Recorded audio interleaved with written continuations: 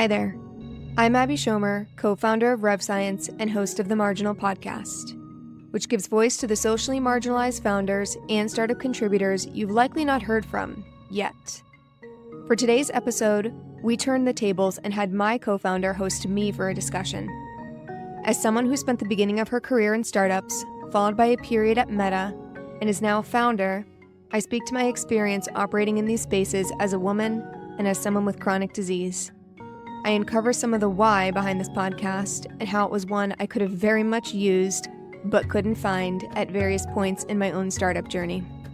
And with that, I'm excited to share my own story with you all today. Hey, Abby, how are you? I'm good, Brian. How are you? I am so great. Thank you for joining on the podcast today. The normal host, of course, but I'm going to take over for this little temporary measure so we can hear your story today. I love it. Appropriately enough, for the folks who are watching on video, Brian and I are wearing the same outfit. So thank Literally, goodness our voices sound different, because otherwise we're indecipherable. You you wouldn't wouldn't know even who's know. who. That's so true. So, Abby, I'm so interested. Obviously, we've known each other for a good while at this point. It feels like longer than it is. I think you I mentioned know. last episode. But I feel like I know so much about you. We've had a lot of time over the last couple of years to tell each other a lot of stories. But I think there's a lot that I don't know. So I'm really, really excited to hear your story today, kind of past, present, and within the work environment of the startup ecosystem and outside of that as well. So I think, Abby, I wanted to just start by asking you to start at the beginning a little bit. Like, how did you get involved in startups? What attracted you to them? Sure. I think in order to do that, I think I have to start a little bit earlier, even before I entered the corporate environment, because I think that sets some necessary foundations as to why I continue to do this to myself over and over and over again. Yeah, so some context, and I think it's important for listeners to know too. I grew up incredibly well-resourced. I mean, I absolutely faced adversity. I did have some trauma growing up as a child, but I think in terms of having safety, security, feeling deeply, deeply loved by both of my parents, being raised to feel confident and empowered. I mean, I was raised by a mom who ran her own private practice. I'm talking about her in the past tense, but she's not past tense. She's still very much a huge presence in my life. And she was a business owner, really from as early as I can remember. So grew up with a fiercely independent mom and a really hardworking dad.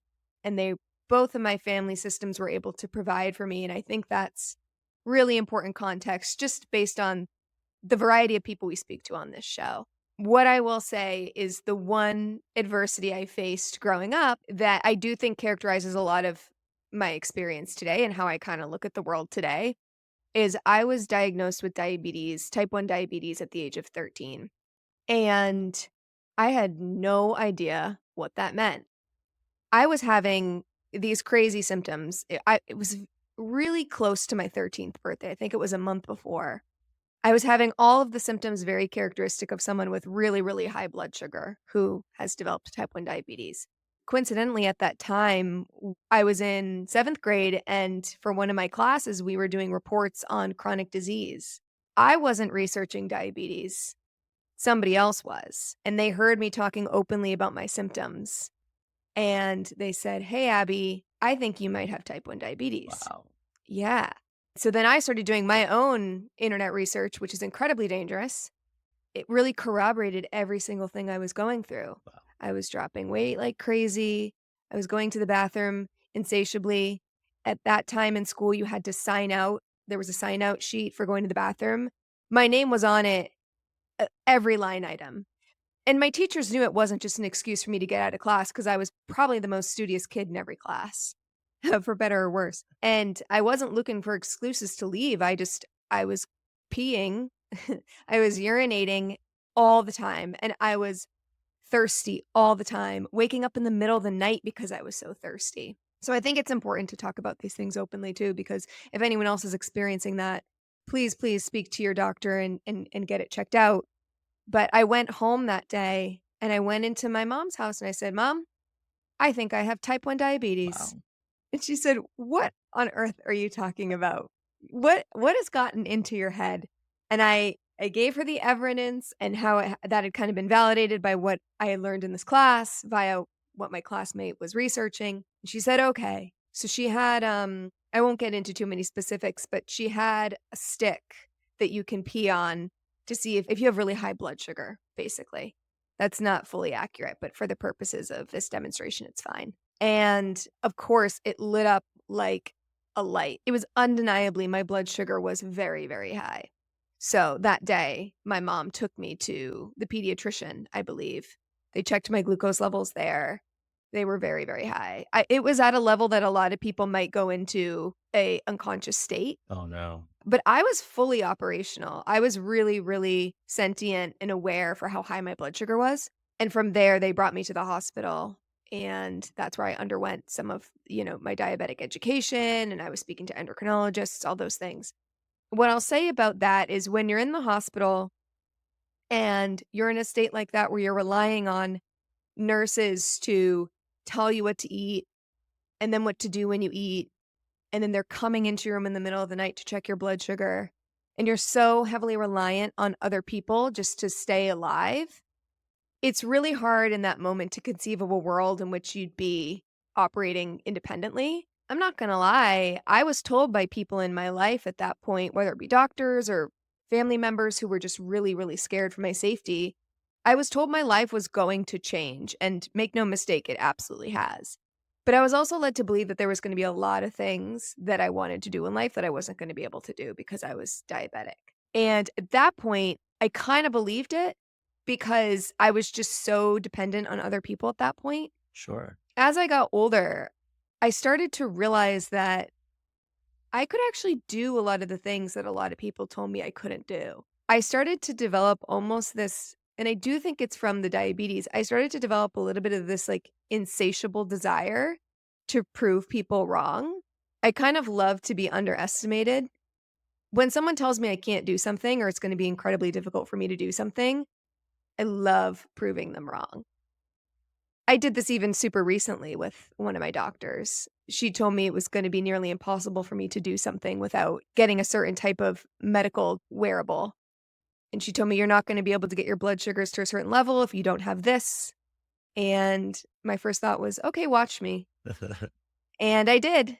So I think that's just important context because I think that was one of those really foundational moments where I realized I can probably do a lot more than people expect of me. And I Absolutely. actually get an incredible amount of fulfillment and motivation out of that. I think that is a big reason why I continue to enter into the startup space, even though objectively a lot of things are stacked against me in those places. But I've proven to myself time and time again that that's something that I'm going to be able to manage. I love that. Yeah, it's almost like that hardship, those barriers kind of allowed you to really hone your own resolve within yourself. That makes so much sense to me. So you have this hardship that you're diagnosed with at a pretty early age, like age 13 or so, and Hmm. you've lived with it since then. And it's, kind of created this forge in which your resourcefulness and some of these internal characteristics have been developed. When and how did you end up getting into startups? It wasn't something I was actively seeking out because I didn't know what startups were. When I was in school, I mean, now I know there's colleges that have programs around entrepreneurship. That was not the case when I was in college. I may be dating myself, but that's okay. I had my first job actually at a advertising agency, and we did a little bit of everything. Surmise to say did not have a good experience at that first job. We were a smaller agency. I had a female manager. I had a really negative experience with that manager. I felt that she wasn't in my corner. I had direct experience where if something went awry, the client was led to believe that it was my fault because I was so green. I was kind of used as a scapegoat in certain situations, and I just really didn't feel safe. I just didn't feel like anybody had my back or was vouching for me in that environment. I knew after about a year I needed to leave. I was just looking for other jobs on LinkedIn. So I saw this company at the time at the agency. We were doing a little bit of everything, but a growing component of what we were doing was social media marketing. And at this time as well, Facebook had just started to monetize. Again, now I just basically sound ancient, but at this time, Facebook had just started to roll out boosted posts. That was their first type of monetization of content. And as an advertiser or a publisher, you could pay to boost your content so it would reach audiences beyond your existing followers.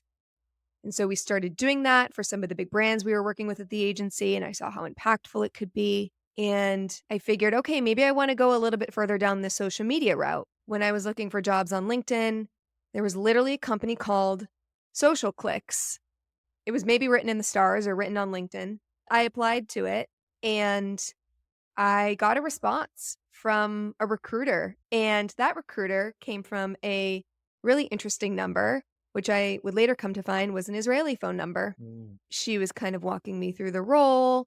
It sounded honestly too good to be true. This company was based in Tel Aviv, Israel, and they were looking to open up a US office because they had US clients and they wanted folks on the ground in the US to support that book of business.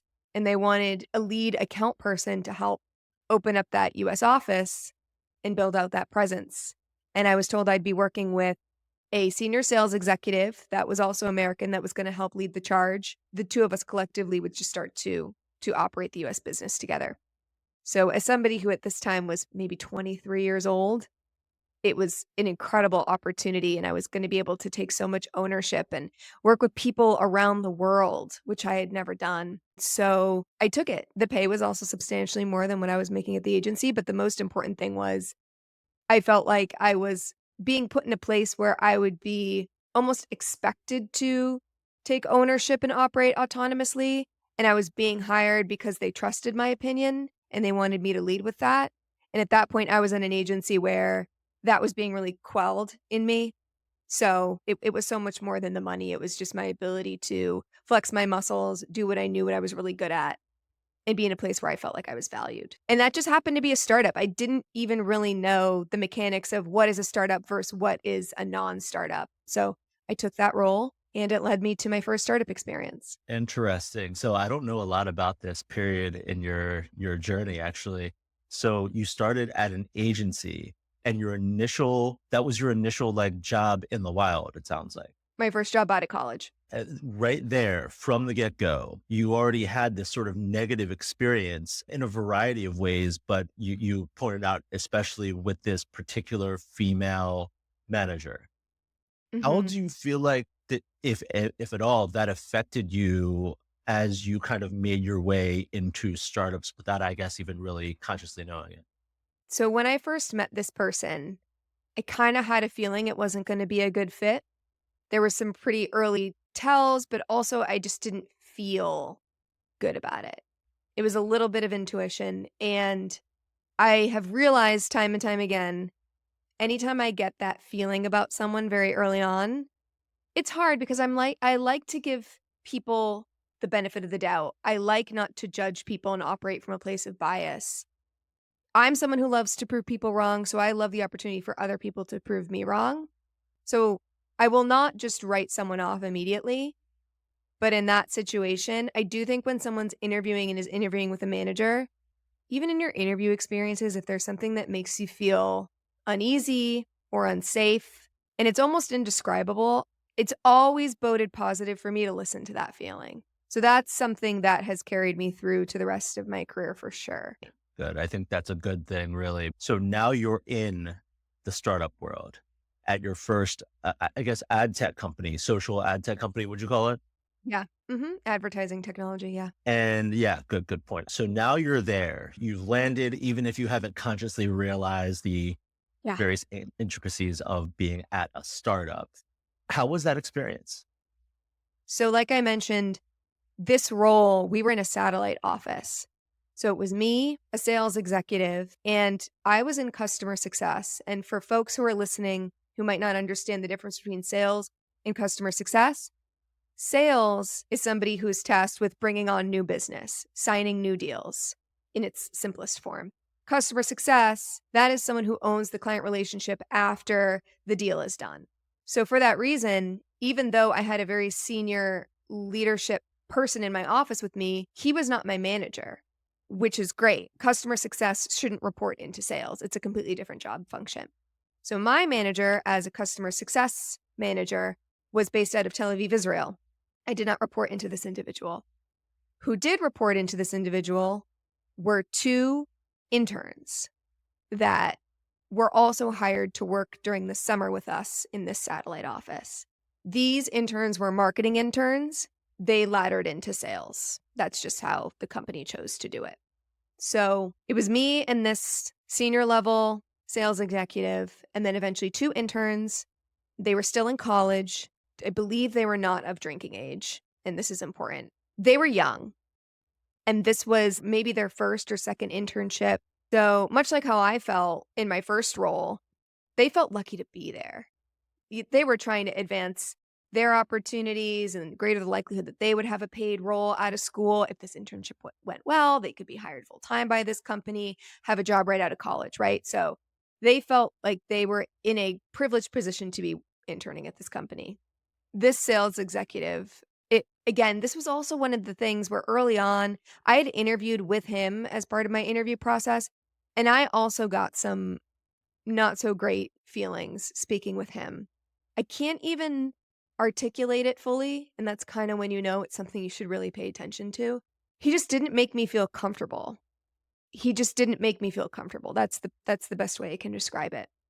And he also talked a lot about himself, which is really interesting when you're interviewing someone. You should really be hearing what they have to say in the Right. conversation. But fortunately, I didn't ladder into him. He wasn't my manager. So he was kind of an annoying presence to be around, but he wasn't somebody that I had to deal with in kind of a higher stakes capacity. Those interns he managed, after a while, I just started noticing things because he would be in a lot of meetings alone with them. And sometimes they would come back from those meetings, and I could just tell something was off. I knew they weren't comfortable with him either. I just could tell. I'm not gonna lie, I can't remember all of what happened, but one salient thing I do remember is he went out of his way to have us go to bars with him. He really wanted us to drink with him after our days at the office, and those two interns weren't of drinking age. Yeah. So I just remember feeling really at odds at that point. There was some other things that were discussed because there were some times where we went out as a team after work and we were on the train together. Some words were exchanged between him and the girls. And again, my instincts initially about this person being a not trustworthy person and not somebody who respects the people around them, particularly when the people around him are in a much more vulnerable position. He kind of took advantage of that. That unfortunately turned out to be very true. So, yeah, that was one of my first pretty negative experiences. And the reason I think it's so important to bring up is this went on for a little bit because startups are so small. Our office was 3 people and 2 interns. That's not true. 2 people and 2 interns. 4 people. And nobody knew about us. Even when we account for our Israeli presence, I really don't think we had an HR person appointed at the company at that time. And even more broadly, if one of those interns had gone public with their experience, there's no court of public opinion around really small startups. That's not headline-worthy news.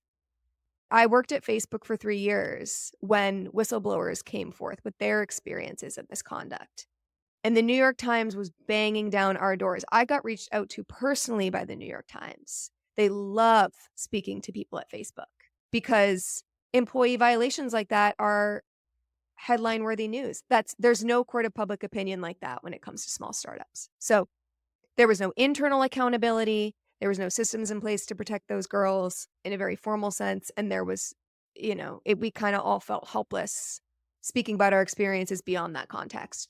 That's why I think it's really important to bring up. I totally agree. And it's so unfortunate because, like you said, there's that power dynamic initially. Not only were they interns, but they were women and in a small company. There's so many different types of power dynamics at play here. Yeah, it's pretty disgusting, obviously, when someone leverages those power dynamics in their favor to take advantage of someone. Do you have any thoughts on that? What a potential solution to this issue is? Because so many startups, some of our listeners probably know, some maybe not. Startups, especially in the early stage, they don't have HR. It's one of the last things you add on, to be perfectly honest. Do you have any thoughts on what like a potential solution might be? It's really hard when you're really, really small. And that's why when you're a really small startup, every hire is so critically important. The founding team is so critically important because that founding team will ultimately be the managers of any employees for probably a long time. So I think if you're somebody who is on the startup side, you have to be incredibly intentional about who you hire. Every single person you hire is building the DNA of that company and culture of that company. Don't just hire for skills, hire for value systems, hire for the types of behaviors that you want to see modeled throughout your company from day one. Hire diversely too. Don't just hire all men, don't just hire all white or white presenting folks. Hire a diversity of opinion, of representation. Quite frankly, that's better for your product anyway. You want your own biases checked. So that's the advice I would have for folks who are building these companies. For women who are in situations like myself, I'll say I've had experiences not unlike what these women went through. And Brian and I, you and I have talked at length about the conference circuit for women in tech. It's dicey because a lot of time in tech, there is this convergence of the work and the play. A lot of these spaces where one would just look at that as a social activity, there is opportunity for business to close in those environments. So happy hours are places where you can build really great client relationships and upsell clients. Conferences are a place where you can land new deals, things like that. So I have found myself in situations not unlike my interns early in the day where I have been at conferences, and I'll get into the full story in a second, but what I have found most helpful for me in those situations is the importance of male allies, really strong male allies. And not everybody has this luxury. We didn't have this luxury early on at Social Clicks because of how small our satellite team was, but a little bit later on when I would go to conferences, I would go with a colleague. And to my CEO's credit, this was his decision. So they would fly out a male salesperson from Israel. His name is Rotem Eldora. I'll talk about him. I'll sing his praises from the mountaintops because every conference we did together. And there were situations where I went to after parties as part of the conferences, and people that I had previously had conversations with, which I thought were great sales conversations, and I thought they were speaking to me because they thought I was reputable or they thought I had a great product. Those same people would try to come up and dance with me in really inappropriate ways and would touch me. Rotem was there, and he would come and he would pull me away. And I think having somebody there in situations like that, especially when you're in such a vulnerable place because either you're young or you're a female or you're trying to close a deal or you're trying to secure a job where you feel that you don't have any agency to stick up for yourself because that might compromise that sale or that job offer, having someone there to kind of intervene and say, "No, this is absolutely unacceptable," is a critically important. So that's my advice to, and this is true of people who are building companies and people who are working at companies.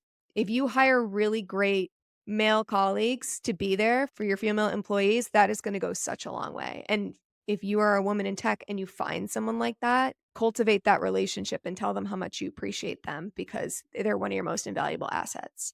Yeah, you makes so much sense. I can't fully empathize because, you know, being a male, I don't feel these same pressures necessarily, but it makes so much sense to me in terms of you keep heading back to the human side of this, where it's like cultivate this culture. It all starts with humans. That's what a company is. The product is a small piece of it. So yeah, that makes so much sense. The culture that you're building, the people that are helping you create that culture are really everything in the end. And you mentioned one other piece of advice, which is I guess, trust your instincts. Would you say that's fair? Yeah, 100%.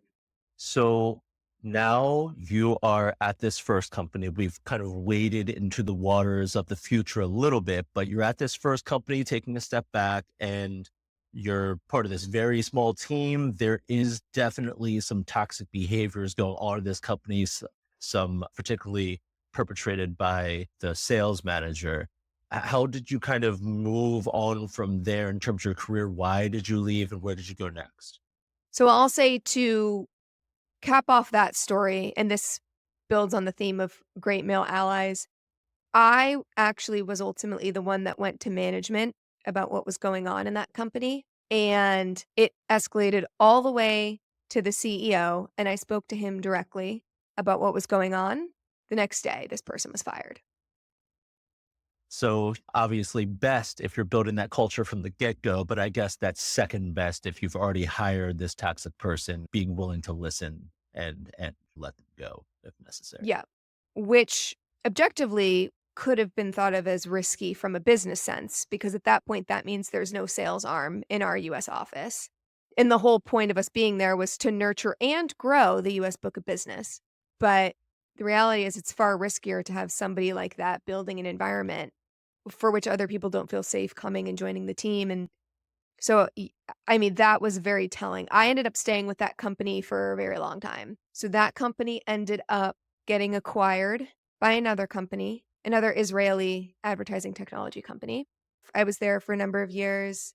I had a male manager there by the name of Russell Wickens. Every incredible male manager, I'm going to say his name on this podcast because it's really worthy of airtime. Russell Wickens, I worked under him for a number of years, and he moved to the United States. And actually, we both ended up relocating. So at the time, I was living in Boston, Massachusetts, which is where I'm from, when I was with my first startup. When that startup got acquired, it was acquired by a holding company that had a presence in San Francisco. So there was opportunity for me following the acquisition to move to San Francisco. And I ended up doing that alongside Russell, who relocated to work out of San Francisco. And that's what brought me to the Bay Area. And I ended up living there for 7 years of my life. And once you're in the Bay Area, you are just surrounded by other startups who do all of the same things. There was so much copycat culture. I mean, that is tech. I ended up continuing to work for that startup following the acquisition for a couple years. And then I was presented with an opportunity. I was poached basically by a competitor. It was really a no brainer. And this other role had better compensation. It was a superior product. And it was another startup, and I knew I loved working in startup. I knew I loved having that, like, real material skilled impact, so that's how I found myself at my second startup. Yes, and this startup is kind of where I pick up in terms of my previous knowledge of your career, I believe. So you're in San Francisco now. You're at your second, arguably third startup, I suppose. Just a brief step back. You decided to stay at the last company and even through the acquisition for quite a while, even though the environment was pretty toxic and you sort of very early on realized that the not the manager you directly reported to, but a manager that you were working closely in terms of physical proximity with at that particular satellite office was a problem person, basically, in a variety of ways. Once you reported him and he was let go, you decided to stay for quite a while. Is that because even though I think it's hard to argue that it was a mistake to hire that person in the first place, by correcting it, you felt safe and safe enough really to stick around for long term?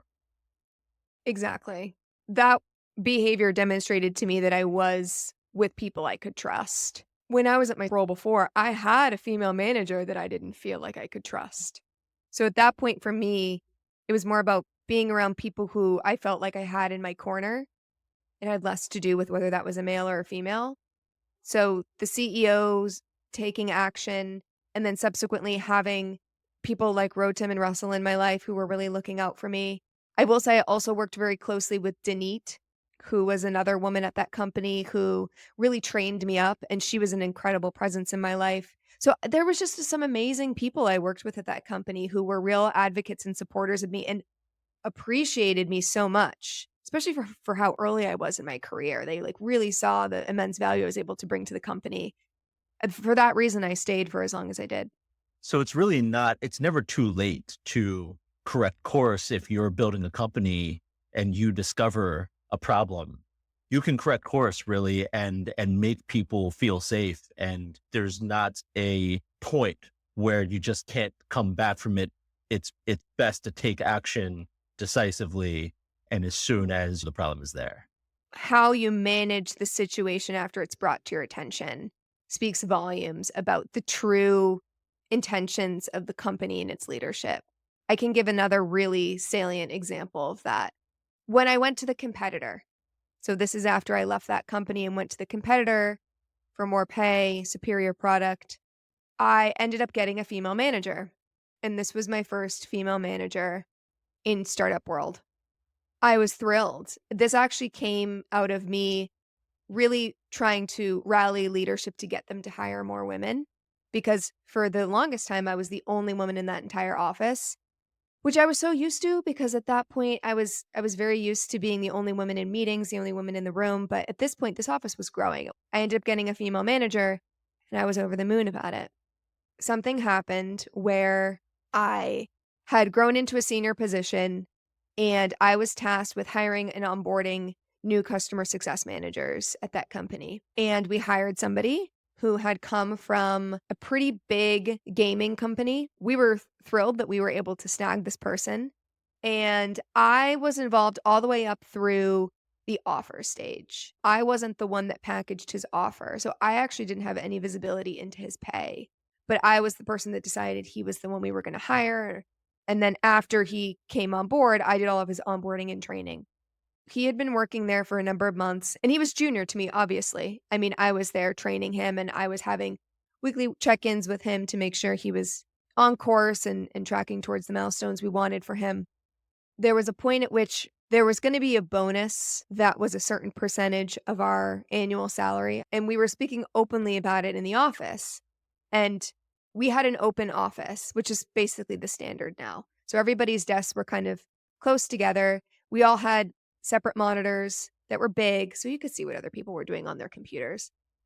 And I saw this other more junior customer success manager pull up a calculator, and I saw him start to type in numbers. I don't know if I mentioned this, but he was a male. I saw him start to type in numbers and then multiply those numbers by the percentage that was mentioned to calculate our bonus. And the number he typed into his calculator was 40% more than what my salary was. And I was so gutted. I felt so led astray. I just figured I had to be making more money than him because I had a more senior title than him and I was training and onboarding him. Yep. He was making 40% more than me, which when you're at the point where you're making 6 figures or close to 6 figures, 40% amounts to a lot of money. Massive. So I saw it. I was so upset, but I said, "Well, now I have a case, right? Like I could this could translate into an opportunity for me to go to management and say, I've come into this information. I feel like it's inequitable. I feel like it's just illogical based on where I am in the company. I want a raise. I want to be paid for the job I'm doing." At this time, I had a female manager, so I was stoked because I figured she can empathize with what I'm going through. Surely this has happened to her in another organization. So I have a meeting with her and I sit down and I just tell her what I saw and I tell her how it made me feel. And at this time, I was angry. I wasn't nearly as angry as I could have been because I figured, well, clearly this needs to be corrected in ways that I've seen other things corrected in my startup career before. If I come to someone with a problem, they can rise to the occasion and correct for it. And who better to do that than another female in a startup who can maybe empathize with what I'm going through?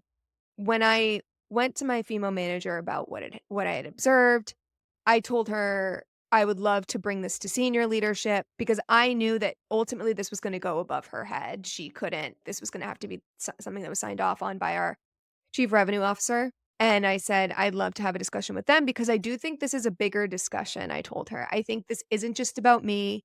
This is about how critically important it is that we pay equitably and fairly in this company, and if we don't do that, then we're not gonna be able to hire and retain really great talent." Yep. I told her that, and she looked at me and she said, "I do think you should go to the chief revenue officer with this information, but my other piece of advice to you is to not bring up the whole gender component. I've always found it best if I don't bring up my gender within the context of work in discussions like this." And in that moment, I felt the most alone I can remember feeling in my entire professional career. Mm. She was the only other woman working at the organization at the time, so I figured if anybody can relate to what I'm going through and be in my corner, it's her. Yep. And she basically made me feel like I had done something wrong by wanting to make this a broader discussion. I just felt like, the best way I can describe that feeling is feeling so, so, so, so incredibly alone. I will say, I did subsequently have the conversation with the CRO. They did agree to give me a raise. They agreed to give me a 20% Oh my raise. goodness. Did they ever confirm that he was indeed making 40% more than you, or did they kind of brush that under the rug? So they never denied it, which is confirmation in and of itself. Yeah. And then they gave excuses for it. They told me, "Well, he came from this big company, and Abby, this is how much he was making at that company. So we needed to come to him with an attractive package to get him to come on board." So he had negotiating power going into these discussions. And my response was, "I don't care. Yeah, that has I nothing to should do be with paid anything. for the work I'm doing. Nobody in this company should be paid based on the work they were doing prior to joining the company. I should be paid for the work I'm doing today and the value I'm contributing to the organization today." And at that point, that's when I started looking for other jobs. As defeating as that was, I will say the thing that was even more defeating and disillusioning was the response I got from my female manager in the room. It really had so much less to do with the money, it had more to do with the level of support and validation I was not getting from my manager. And so the initial injustice, I mean, those things are gonna happen, but how people respond to it, I think, is the most telling of how safe are you in that environment? What is your likelihood of success in that environment? So that was a really transformative moment in my career. And after I did get a job, the job I got after that, I landed a role at Facebook. When I was doing my exit interview with my manager, she asked me at one point, "Is there anything I could have done differently?" And I said, "Yeah. When you told me not to bring up gender in the conversation with management, that is something you absolutely could have done differently." And she started to cry and she said, I had a feeling you'd say that." And so something I want to say here too is now that I'm a number of years removed, I actually completely understand where she was coming from in that situation. The problem when you have so few females working in an organization is that we are all operating from a place of scarcity. So if a female manager sticks her neck out for somebody else and puts herself in a vulnerable place to all of her male executive leadership, she now becomes incredibly vulnerable. If there's fewer of you, you have less leverage to take risks in your career and to advocate for yourself or the other women in your organization because then your job could be on the line for it. So this was a symptom of something much more systemic. She was just trying to preserve her own safety within the organization, and that's something I think about a lot, which is why having just one female is not enough. Having just two is certainly not enough. You need to set a different status quo. We need to not be the minority in these organizations. There's just simply no excuse. There's no reason why there should be fewer females than males in any startup. So I just wanted to mention that too. I don't in retrospect, I understand the place she was operating from and why she made the decision she did, but because it was executed in the way it was, that's what led me to leave my startup career for a little bit and go to big tech. Because I figured, you know what big tech has? An HR business partner I can go to if I feel like my physical or psychological safety is being violated. They have implicit and explicit bias training. All managers go through training. I felt my needs would be looked out for in a very different way in a big tech company, so I wanted to give that a try. Wow, and it makes so much sense based on the experiences you just had, and it had added up over the years with these various startup companies. So you make this shift, and now you're at a large tech company, obviously one of the largest in the world.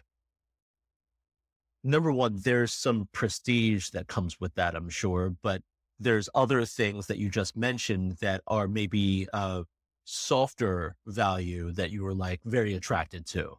How did that experience go and how was it different from startups? Initially, I thought I had landed the dream job, especially when I learned about the pay and the benefits. I will say the health benefits were completely unmatched, and it's better than anything I will ever have in my career. I felt in many ways, again, so cared for and supported. But after a while, what you start to realize is in big companies like that, you really don't matter in the ways that you matter in startups. You're not actually making the meaningful impact that you can make at a smaller company. And the thing that's hard is you don't really realize how de-energizing that is and how much that wears on you as a person until you're kind of far down the Mm. line, Right. and you may have made certain decisions in your life predicated on that job. You may have moved into a bigger house. You may have bought in a car where now my husband and I didn't face too much lifestyle inflation, but I know a lot of people who did, and they end up feeling a little bit trapped because the work they're doing isn't fulfilling them, but they're now relying on it to continue the lifestyle that they've now started to develop having worked there. The other thing for me that I did get very used to and I had a very hard time saying goodbye to was the health insurance and just the family planning benefits in general. I was very adamant that I would have my first child at Facebook because Facebook gave incredible maternity leave benefits. They would help me if I needed any assistance conceiving. And then the healthcare in general as somebody with a chronic disease, when I was at Facebook, I paid pennies for my insulin. Now I pay $145 a month for my insulin just to keep me alive. This is an incredibly basic need for me. It's crazy. And I was at a place that made me feel like, oh, your basic needs, those should be met for free. And that was a really, really hard thing for me to relinquish. Especially in your position, like you said, easy to get used to those things. And like you said, that's not necessarily lifestyle inflation, but for you, it's just kind of keeping you alive. And what a paradox.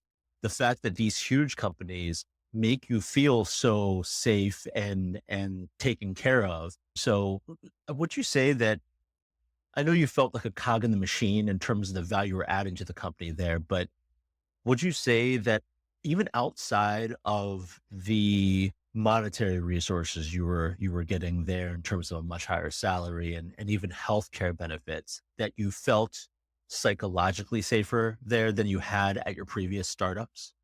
My perception of how I felt was so clouded by the fact that I didn't feel good about the work I was doing. I just didn't feel like I was making a meaningful impact Yeah, on the people I wanted to be making a meaningful impact on. That just characterized and kind of clouded my entire experience. I had a lot more support in the traditional sense, like you mentioned, but at the end of the day, Facebook is a place that made me realize that I'm someone who struggles with mental health.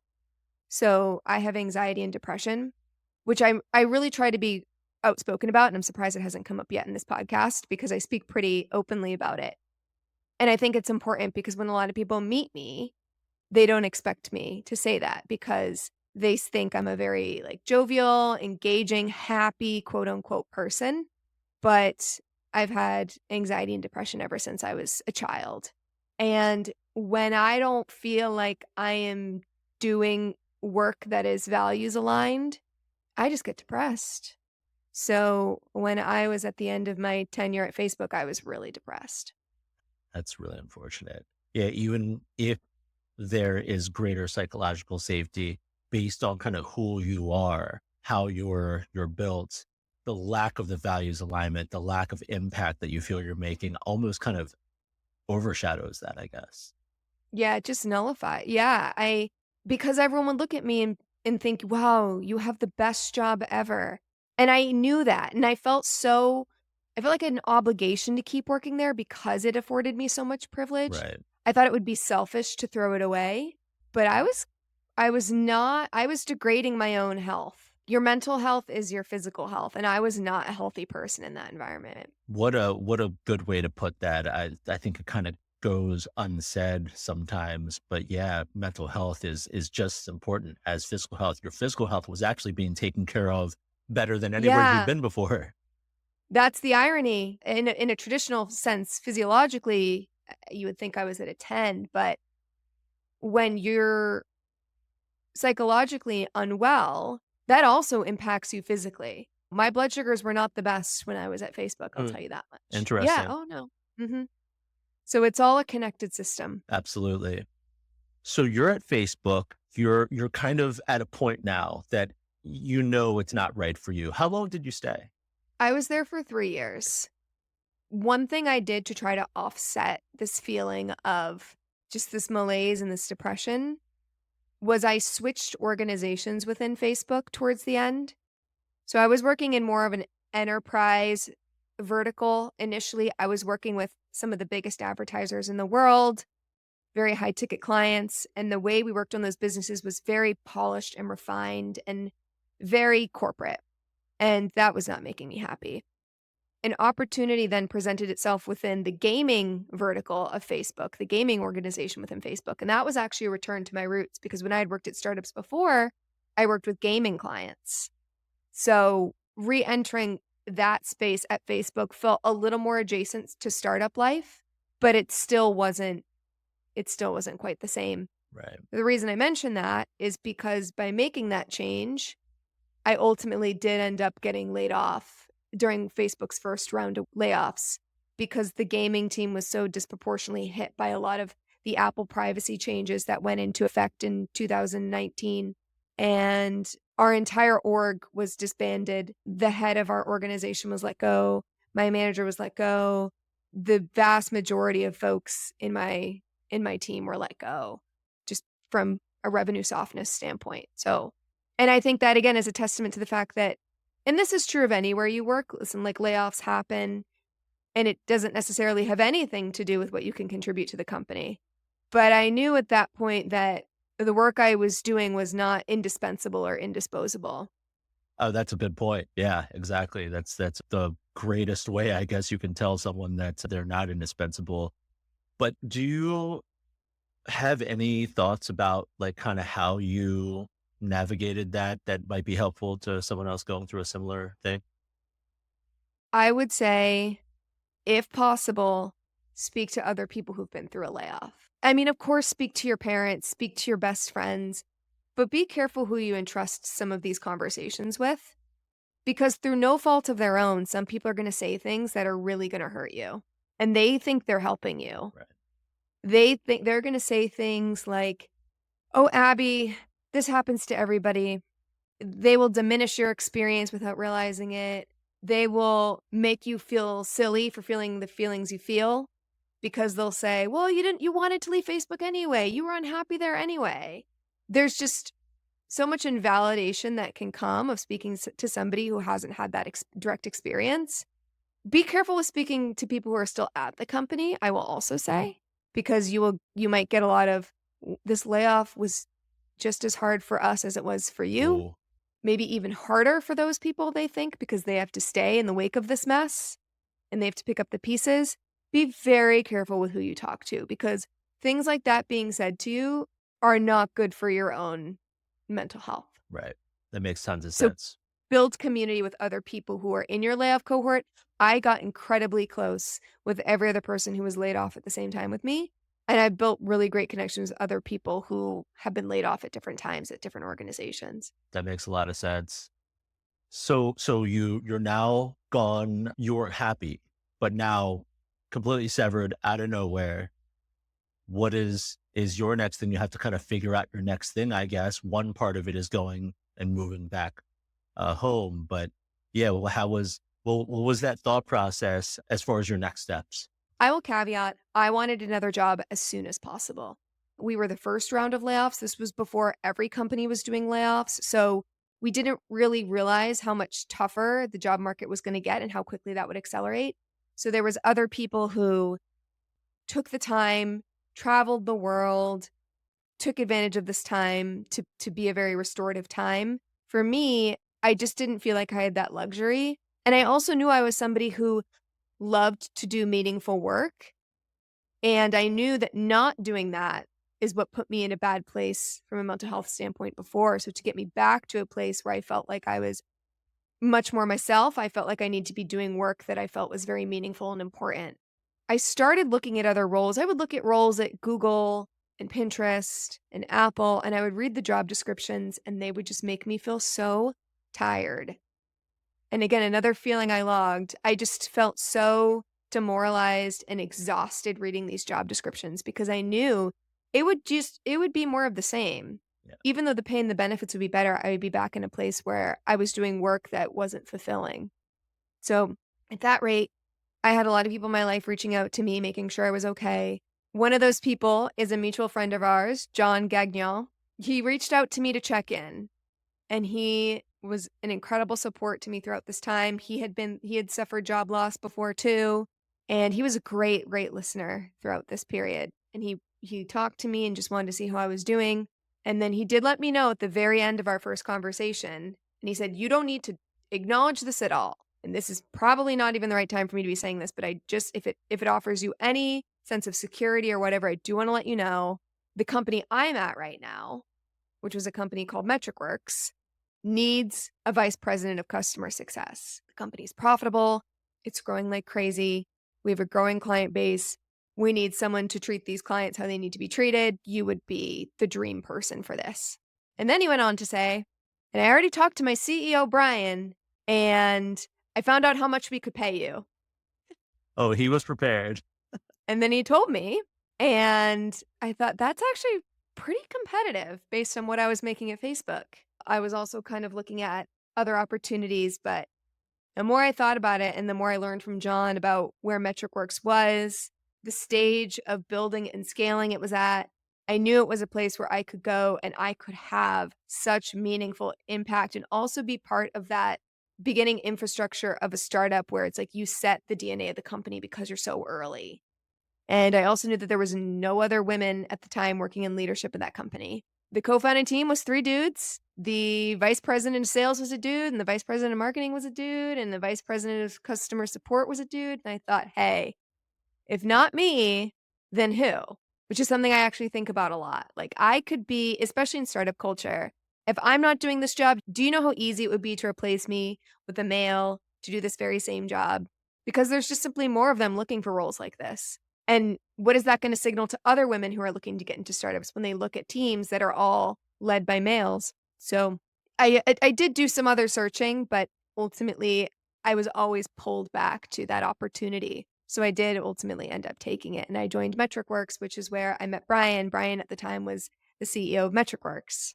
And I will say it is very important because I had had great CEOs before, but I had not so great management experiences before.